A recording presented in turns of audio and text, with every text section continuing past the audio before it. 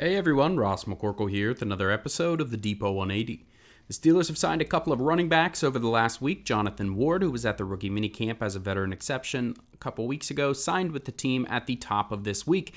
He doesn't have a ton of experience actually carrying the ball over his career, but he looked decent in the limited reps he had and has a fair amount of special teams experience to boot.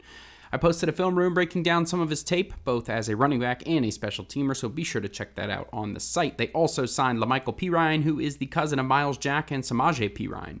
He was most recently with the Kansas City Chiefs. Jonathan Heitritter got his film room up on the site, so check that out as well.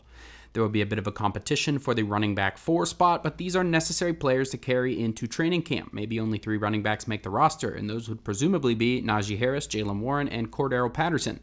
But maybe they view Patterson as a pure kick returner at this point in his career, and one of these newly signed guys can compete along with undrafted free agent Daijun Edwards for the running back 3 or 4 spot.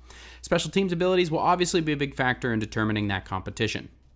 Patrick Peterson has now said in multiple different podcast appearances that he wants to return to the Steelers. He's open to a slot role, which the Steelers need, and given he has stated his desire and is open to not being a starter on the outside, he would maybe come fairly cheap, at least cheaper than the $7 million average annual value he signed last time around. He mentioned Mike Tomlin as a big reason why he wants to return, and also talked about the excitement surrounding the team with a revamped quarterback room.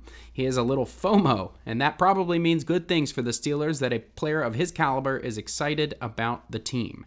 The offensive tackle competition for left and right seems to be a little unclear early on at OTAs.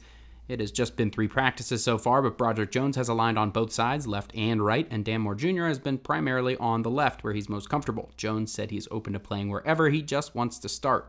That will be something to continue monitoring, but Fautanu's reps have mostly been on the right. Fautanu spoke about practice being rough so far and it being much different than college.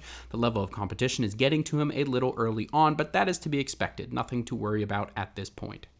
If the Steelers hope to land a wide receiver prior to the start of the season, a couple more names could be options. Former Steeler Juju Smith-Schuster appears to be on the outs in New England, and Jawan Jennings of the 49ers is the latest on that team to hold out at OTAs, presumably because he wants a new contract after having a second-round tender placed on him. Both options would be cheaper than some of the other targets that have been mentioned recently.